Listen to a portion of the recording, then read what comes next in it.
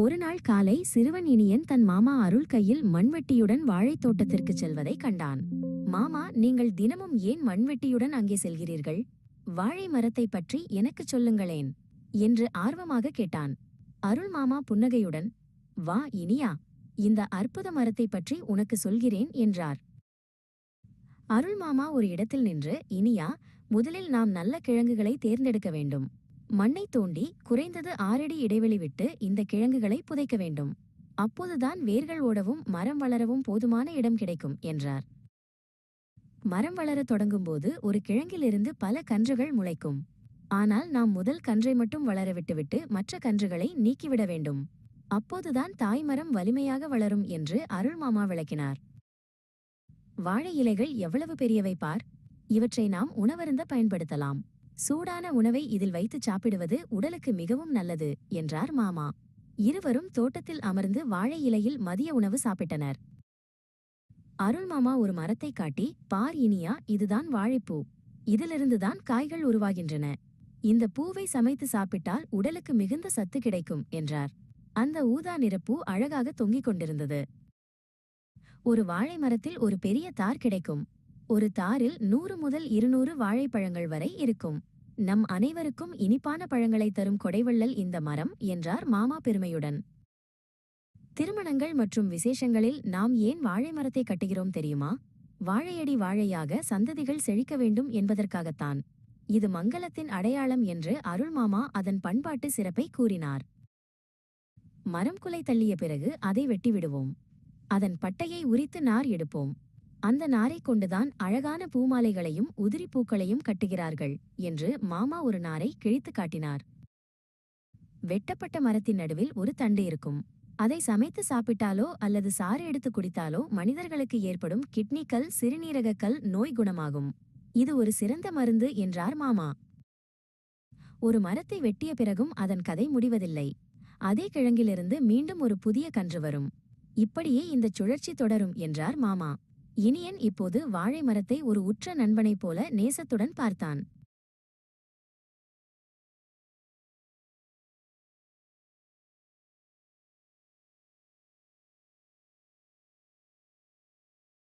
பள்ளி விடுமுறை வந்துவிட்டது. 5ஆம் வகுப்பு படிக்கும் குமரன் தன் தாத்தா, பாட்டி மற்றும் அப்பா, அம்மாவுடன் கிராமத்தில் இருப்பதை மிகவும் ரசித்தான். வெயில் சற்று அதிகமாக இருந்தாலும் அவன் விளையாடி முடித்துவிட்டு வந்து பனைமர நிழலில் ஓய்வெடுப்பான். அப்பா, பனைமரத்தில் இருந்து விழுந்த அந்த பெரிய கொட்டைகளை என்ன செய்வது என்று ஒரு நாள் குமரன் தன் அப்பா நிலவனிடம் கேட்டான். நிலவன் சிரித்தார். அதற்குள் இருக்கும் இனிப்பான கேக்கை பற்றி உனக்கு தெரியாதா? வா, நாம் சிலவற்றை சேகரிப்போம்.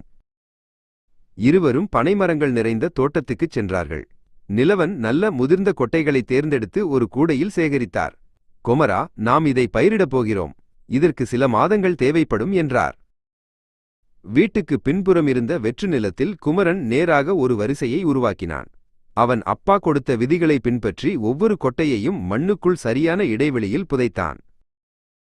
விடுமுறை நாட்கள் கடந்து பள்ளி மீண்டும் திறந்தது. ஆனால் குமரன் தன் வேலையை மறக்கவில்லை. தினமும் சாயங்காலம் பள்ளி முடிந்து வந்தவுடன் அவன் தன் பனைமரக் கொட்டைகளுக்கு அன்போடு தண்ணீர் ஊற்றுவான். அவன் பெரிய பனைமரம் வளரும் நாளை கனவு கண்டான். சில மாதங்கள் ஓடின. ஒரு நாள் தண்ணீர் ஊற்றிக் கொண்டிருந்தபோது குமரன் ஏதோ ஒன்றை கண்டான். மண்ணிலிருந்து சிறிய இளம் பச்சை நிற பனை ஓலைகள் லேசாக வெளியே எட்டி பார்த்தன. அவை அவன் விரல் நுனியை விட சிறியதாக இருந்தன. மகிழ்ச்சியில் துள்ளிய அவன் ஓடி சென்று அம்மாவை அழைத்தான். அம்மா பாரதி, பார், நான் வளர்த்த பனைகள். அவை வெளியே வந்துவிட்டன. குமரன் தன் தாயை அந்த இடத்திற்கு கூட்டிச் சென்றான். பாரதி சிரித்துக்கொண்டே, ஆஹா, பனங்கிழங்கு அறுவடைக்கு தயார் என்று சொல்லி ஒரு சிறிய மண்வெட்டியை எடுத்துக்கொண்டாள். மண்ணை தோண்ட தோண்ட உள்ளே நீண்ட வெள்ளை நிற பனங்கிழங்குகள் தோன்றின. சிறிது நேரத்தில் வெள்ளை நிற பனங்கிழங்குகள் ஒரு குவியலாக கிடந்தன. பாரதி அவற்றை சுத்தம் செய்து அவித்துக் கொடுத்தாள். நிலவன் ஒரு கொட்டையை உடைத்து அதன் உள்ளே இருந்த மாவு போன்ற இனிப்பான பனந்துளி எனப்படும் கேக் போன்ற பகுதியை எடுத்து குமரன் கையில் கொடுத்தார். பனந்துளி மிகவும் இனிமையாகவும் பனங்கிழங்கு சற்று கரகரப்பாகவும் ஆனால் சுவையாகவும் இருந்தது. குமரன் மகிழ்ச்சியுடன் அவற்றை தின்றான். தனது சிறிய உழைப்பு இவ்வளவு பெரிய பரிசை கொடுத்ததைக் கண்டு அவன் நெகிழ்ந்தான். அடுத்த விடுமுறையில் இன்னும் அதிகமாக பயிரிட அவன் முடிவு செய்தான்.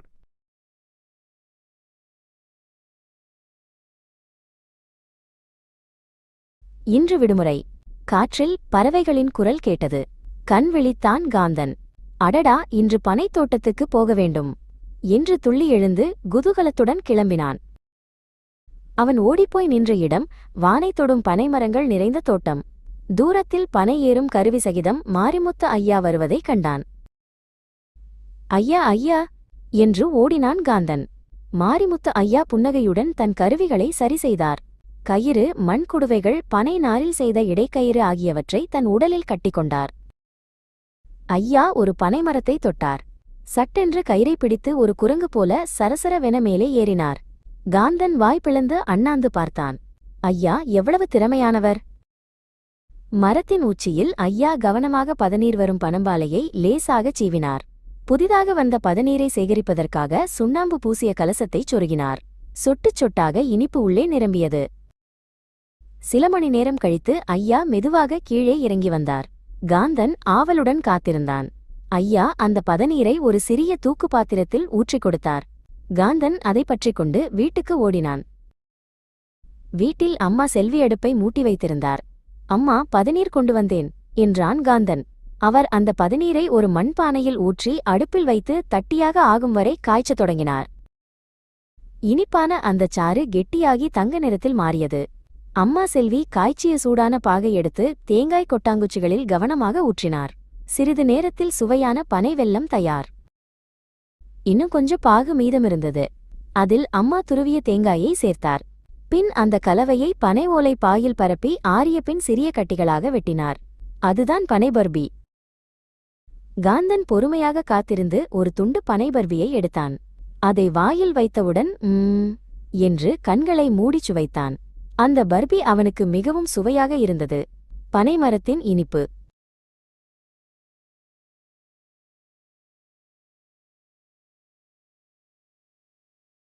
மருதுவுக்கு தன்னுடைய கிராமத்தின் பெரிய தாமரை குளம் என்றால் கொள்ளை பிரியம். அந்த நீல நிற குளத்தின் ஒவ்வொரு மூலை முடுக்கும் அவனுக்கு அத்துப்படி.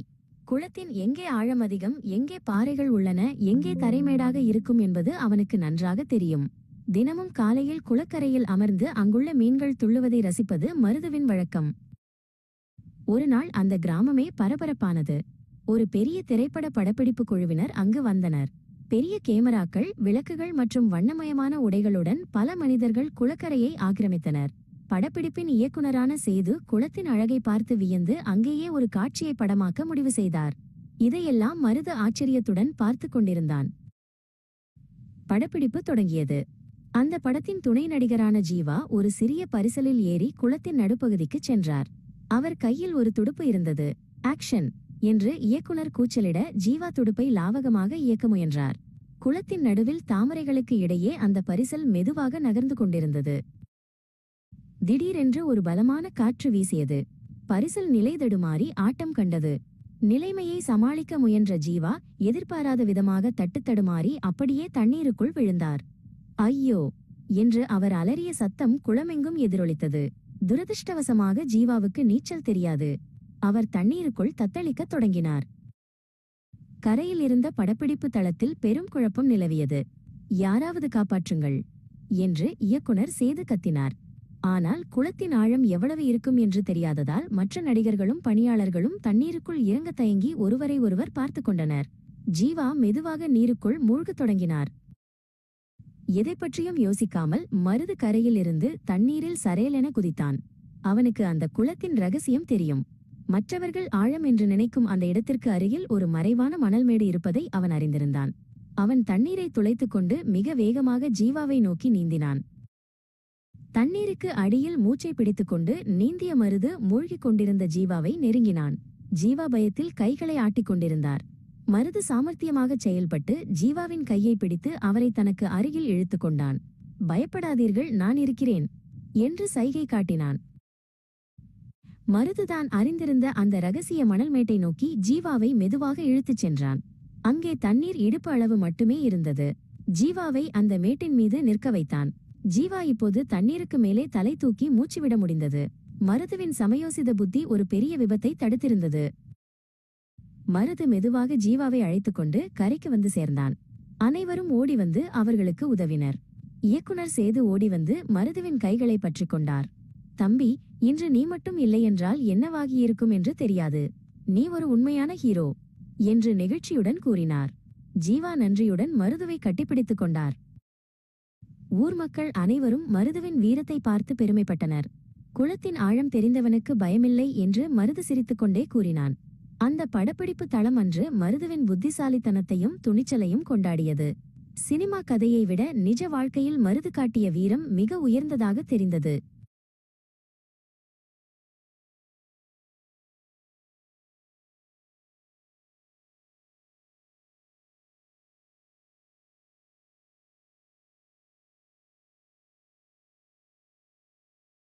ஒரு காலத்தில் அந்த கிராமத்தின் மையத்தில் ஒரு பிரம்மாண்டமான குளம் இருந்தது.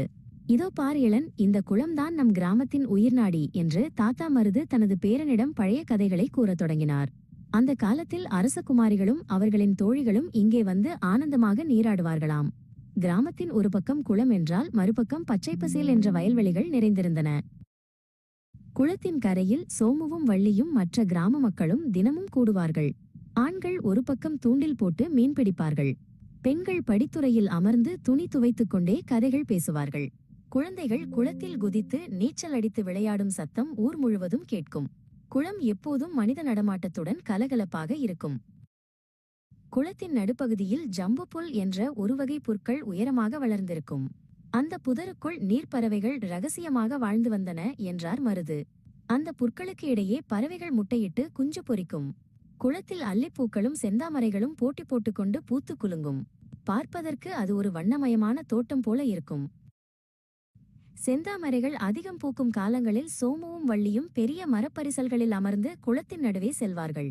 அவர்கள் கவனமாக மலர்களை பறிப்பார்கள். அந்த அழகிய தாமரைகளை அருகில் உள்ள நகரங்களுக்கு கொண்டு சென்று விற்பார்கள். அந்த மலர்கள் கிராமத்திற்கு நல்ல வருமானத்தை தேடி தந்தன. கிராம மக்கள் குளத்தைச் சுற்றி தென்னை மரங்களை நட்டு வளர்த்தார்கள். மருது இளனுக்கு காட்டினார். இந்த தென்னை ஓலைகளில்தான் நாங்கள் துடைப்பம் செய்வோம். மக்கள் இளநீரையும் தேங்காயையும் உணவாக பயன்படுத்தினார்கள். தென்னந்தட்டிகள் செய்து வியாபாரிகளிடம் விற்று தங்கள் வாழ்வாதாரத்தை பெருக்கிக் கொண்டார்கள்.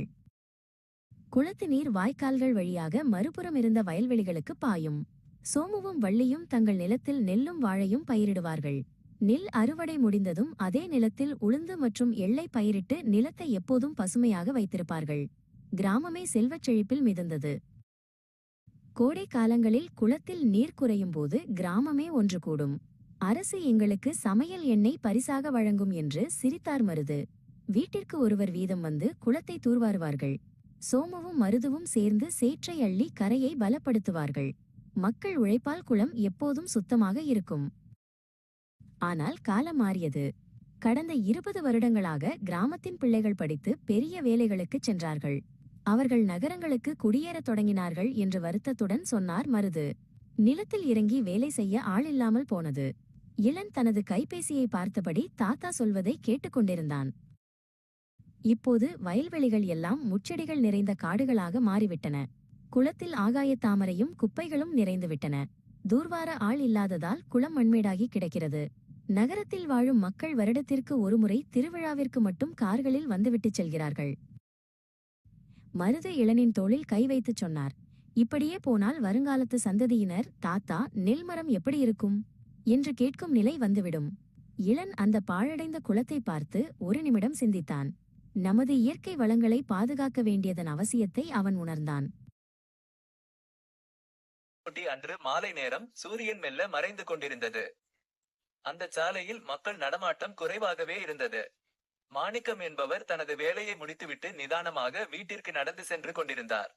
சாலையின் ஓரத்தில் ஒரு புதருக்கு அருகே ஏதோ ஒன்று மினுமினுப்பதை கண்டார்.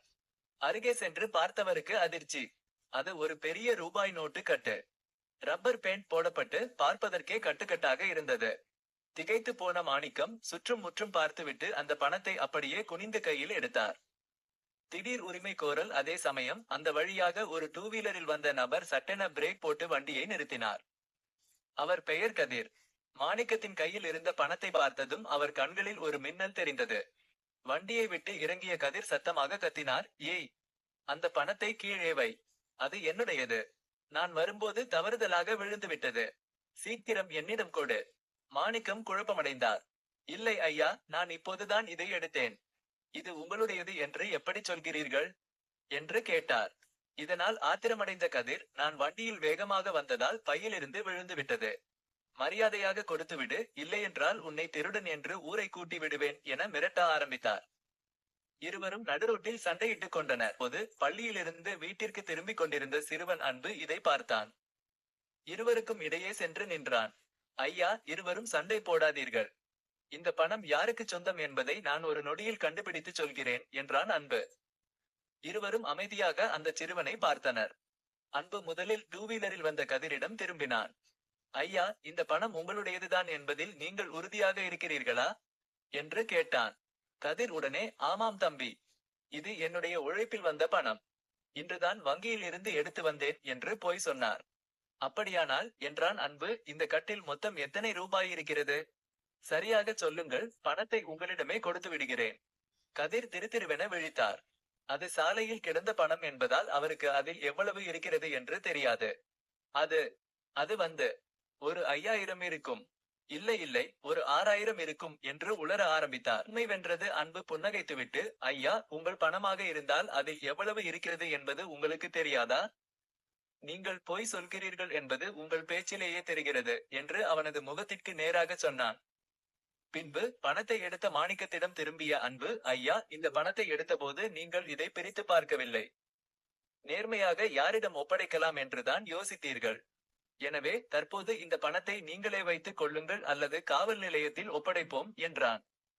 தவறு பிடிபட்டதை உணர்ந்த கதிர் வெட்கி தலைகுனிந்தபடி தனது டூ வீலரை எடுத்துக்கொண்டு அங்கிருந்து வேகமாக நகர்ந்தார். மாணிக்கம் அந்த சிறுவனின் அறிவாற்றலை பாராட்டி பணத்தை உரிய முறையில் அதிகாரிகளிடம் ஒப்படைக்க முடிவெடுத்தார். ஒரு அழகான மாலை நேரம். மாறன் தன் தாத்தாவுடன் சாலையோரம் நடந்து சென்று கொண்டிருந்தான். மெதுவாக வீசும் காற்றும் சாலையோர மரங்களின் சத்தமும் அந்த மாலையை இன்னும் அழகாக்கின. அப்போதே அங்கிருந்த ஒரு பெரிய விளம்பர பலகை மாறனின் கவனத்தை ஈர்த்தது. அதில் பெரிய எழுத்துக்களில் சாலை விதிகளை மதிப்போம், விபத்தினை தவிர்ப்போம் என்று எழுதப்பட்டிருந்தது. தாத்தா, சாலை விதிகள்லாம் இல்ல, அது ஏன் நாம மதிக்கணும்? சொல்றேன் கேளு மாறா. நாம எல்லாரும் பாதுகாப்பா பயணம் செய்ய அரசு சில முறைகளை வைத்திருக்காங்க. அதுதான் சாலை விதிகள். மாறன் தாத்தாவின் முகத்தையே பார்த்து கொண்டே அவர் சொல்லப் போகும் விஷயங்களை ஆர்வமாக கேட்கத் தொடங்கினான். முதல்ல, இருசக்கர வாகனத்துல போறவங்க 2 பேர் மட்டும்தான் போகணும். அந்த 2 பேருமே கண்டிப்பா தலைக்கவசம், ஹெல்மெட் அணியணும். கார் மாதிரி 4 சக்கர வாகனத்துல போறவங்க அவங்க எல்லாரும் சீட் பெல்ட் போட்டுக்கணும். அதே போல வளைவான சாலைகள்ல மற்ற வாகனங்களை முந்திச் செல்ல முயற்சிக்க கூடாது. அது ரொம்ப ஆபத்தானது. ஓஹோ, அப்படியா தாத்தா?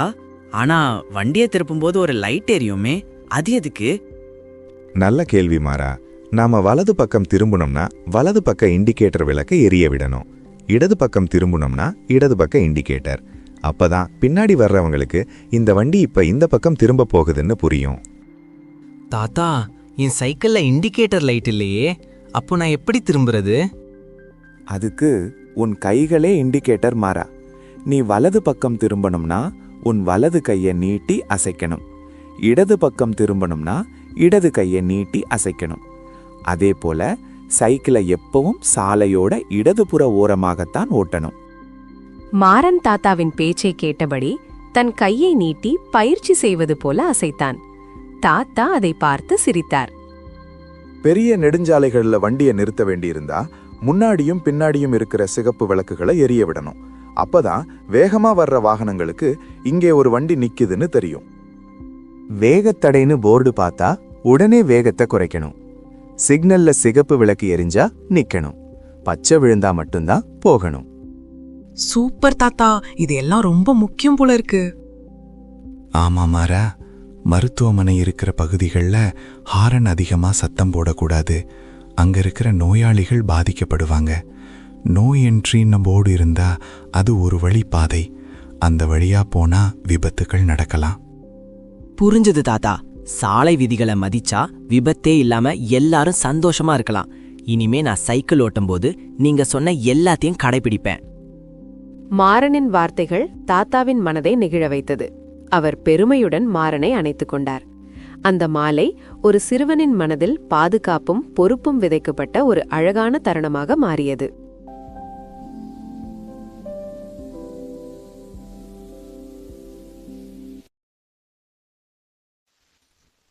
முப்பத்தைந்து வருடங்களுக்கு முன்பு நான் ஒரு சிறுவனாக இருந்தபோது எனது மாமா கருணாவுடன் சென்னை கடலில் மீன்பிடிக்கச் சென்றிருந்தேன். அதிகாலை சூரியனின் ஒளியில் அலைகள் தங்கம் போல மின்னிக் கொண்டிருந்தன. எங்கள் சிறிய மரப்படகு மெதுவாக அலையில் ஆடிச் சென்றது. நாங்கள் நடுக்கடலை அடைந்தபோது தூரத்தில் ஒரு வித்தியாசமான படகு தத்தளிப்பதைக் கண்டோம். அந்த படகின் வடிவம் நாங்கள் வழக்கமாக பார்க்கும் படகுகளைப் போல இல்லை. அதன் வித்தியாசமான அமைப்பை பற்றி தெரிந்து கொள்ள மாமா படகை அதன் அருகில் செலுத்தினார். நாங்கள் அந்த படகின் மிக அருகில் சென்றபோது உள்ளே 5 ஆண்கள் அசைவற்று படுத்திருப்பதைக் கண்டோம். அவர்கள் அனைவரும் பசி மயக்கத்தில் மயங்கி கிடந்தார்கள். மாமா பதற்றத்துடன் படகிற்குள் இறங்கி அவர்களை சோதித்தார். அவர்கள் மிகவும் பலவீனமாக இருந்தனர். நாங்கள் உடனே அவர்களிடம் இருந்த தண்ணீர் பாட்டில்களை கொண்டு அவர்களுக்கு முதலுதவி செய்தோம். அவர்களின் உதடுகளில் சில துளி நீரை நனைத்தோம். பின்னர் அவர்களின் படகை எங்களது படகுடன் ஒரு வலுவான கயிறு கொண்டு பிணைத்தோம். அந்த படகை இழுத்துக்கொண்டு மெதுவாக சென்னை துறைமுகத்திற்கு திரும்பினோம். அங்கு இருந்த காவல்துறையினரிடம் விவரத்தை கூறி அவர்களை உடனடியாக அருகில் இருந்த மருத்துவமனையில் சேர்த்தோம். அந்த மனிதர்கள் மெதுவாக உயிர் பெற்றனர். அடுத்த நாள் அவர்கள் மயக்கம் தெளிந்து கண் விழித்தார்கள். ஆனால் அவர்கள் பேசிய பாஷை யாருக்கும் புரியவில்லை. அவர்கள் தோற்றத்தில் பர்மியர்களைப் போல இருந்ததால் சென்னையில் வசிக்கும் பர்மிய சமூகத்தைச் சேர்ந்த சிலரை அங்கு அழைத்து வந்தோம். மொழிபெயர்ப்பாளர் உதவியுடன் அவர்களின் கதையை அறிந்தோம். அவர்கள் பர்மாவில் கடலோரம் மீன் பிடிப்பவர்கள். அவர்கள் தங்கள் படகுகளை கடற்கரையில் உள்ள பெரிய மரங்களில் நீளமான கயிறுகளை கொண்டு கட்டி வைத்திருப்பார்கள். மீன் பிடிக்கும்போது கரைக்கு திரும்ப அந்த கயிறுகளே அவர்களுக்கு வழிகாட்டியாக இருந்தன. திடீரென ஏற்பட்ட ஒரு பயங்கர சூறாவளியால் கரையில் கட்டப்பட்டிருந்த அந்த கயிறு அறுந்துவிட்டது. காற்றின் வேகத்தில் அவர்களின் படகு நடுக்கடலுக்கு தள்ளப்பட்டது. அவர்களின் படகில் இருந்த சிறிய துடுப்புகளை கொண்டு அவர்களால் கரைக்கு திரும்ப முடியவில்லை. 10 நாட்களாக அவர்கள் கடலில் தத்தளித்துள்ளனர். சேமித்து வைத்திருந்த கொஞ்ச தண்ணீரை அருந்தியும் கிடைக்கும் மீன்களை பிடித்து பச்சையாக சாப்பிட்டும் உயிர் பிழைக்க வழியில்லாமல் கடல் நீரை தொட்டும் காலம் தள்ளியிருக்கிறார்கள். பசி மற்றும் தாகத்தின் உச்சத்தில் அவர்கள் மயக்கமடைந்தனர். அவர்களின் உடல்நிலை தேறிய பிறகு அவர்கள் சென்னையில் உள்ள ஒரு புத்தர் கோயிலில் சில காலம் பாதுகாப்பாக தங்க வைக்கப்பட்டனர். பின்பு அரசாங்கம் அவர்களை பத்திரமாக தாயகம் அனுப்பி வைத்தது. 35 வருடங்களுக்கு முன்பு நடந்த அந்த நெகிழ்ச்சியான சம்பவம் இன்றும் என் நினைவில் பசுமையாக இருக்கிறது. ஒரு மாலை பொழுது வீட்டின் முன் அமர்ந்து தாத்தாவும் பேரனும் சாலையை வேடிக்கை பார்த்து கொண்டிருந்தார்கள். அப்போது அங்கே புதிய சாலை போடுவதற்காக பெரிய இயந்திரங்கள் வேலை செய்து கொண்டிருந்தன. கருகருவென உருகிய நிலையிலிருந்த தார் வாசனையை நுகர்ந்த சிறுவனுக்கு ஒரு சந்தேகம் வந்தது. தாத்தா, இந்த ரோடு போடுறாங்களே, இந்த தார் எந்த மலையிலிருந்து வெட்டி எடுத்துட்டு வராங்க? தாத்தா சிரித்துக்கொண்டே பேரனை அருகில் அழைத்து அமர வைத்தார். இல்லப்பா, தார் மலையிலிருந்து வரதில்ல. நம்ம நாட்டுல நெல், வாழை, சோளம், கோதுமை எல்லாம் எப்படி தரையில விளையுதோ அதே மாதிரி சில நாடுகள்ல பூமிக்கு அடியில கச்சா எண்ணெய் இயற்கையாவே கிடைக்குது. பூமிக்கு அடியில எண்ணெயா? அதை எப்படி எடுப்பாங்க? அத பெரிய குழாய்கள் மூலமா வெளியே எடுத்து பேரல்கள்ல நிரப்பி மத்த நாடுகளுக்கு விக்கிறாங்க. அந்த நாடுகள்ல உணவுப் பொருட்கள் விளையறதுக்கு தேவையான தண்ணியும் வசதியும் கம்மி. அதனால அவங்க அரசாங்கம் இந்த எண்ணெயை நமக்கு வித்துட்டு பதிலுக்கு நம்ம கிட்ட இருந்து காய்கறிகள், பழங்கள் மாதிரி அவங்களுக்கு தேவையான உணவை வாங்கிப்பாங்க. சரி தாத்தா, அந்த கச்சா எண்ணெயை வச்சு அம்மா சமையல் செய்வாங்களா? அதுல என்னதான் இருக்கும்? இல்லடா கண்ணா, அந்த எண்ணெயை அப்படியே சமையலுக்கு பயன்படுத்த முடியாது. கச்சா எண்ணெயை பெரிய தொழிற்சாலைகளுக்கு கொண்டு போய் அதை சுத்திகரிச்சு பல பொருட்களா பிரிப்பாங்க. தாத்தா விரல் விட்டு எண்ணி காட்டிங்க. பெட்ரோல் கார்கள், பைக்குகள் வேகமா ஓடுறதுக்கு உதவும். மண்ணெண்ணெய் வீட்ல சமையல் அடுப்பு எரிக்க பயன்படும். டீசல் லாரி, டிராக்டர் போன்ற கனரக வாகனங்களை இயக்க உதவும். தார் கடைசியா மிஞ்சிற அந்த திக்கான பொருளை தான் ரோடு போடவும் வீடுகளுக்கு மேல போடுற தார் ஷீட்டுகள் தயாரிக்கவும் பயன்படுத்துறாங்க. அப்போ பூமியோட ஒரு பகுதியில உணவும் இன்னொரு பகுதியில எரிபொருளும் இருக்குதுன்னு சொல்லுங்க. ஆமாம், அது மட்டும் அல்ல, பூமியோட உட்பகுதி ரொம்ப சூடா இருக்கும். சில இடங்கள்ல அந்த வெப்பம் தாங்காம எரிமலை வெடிச்சு குழம்புகள் வெளியே வரும். இதையெல்லாம் பார்த்தா நம்ம பூமி ரொம்ப விசித்திரமானது தானே? நிச்சயமா தாத்தா, பூமிக்கு அடியில இவ்ளோ விஷயங்கள் இருக்கா? என வேப்புடன் கேட்டபடி சாலையை பார்க்கத் தொடங்கினான்.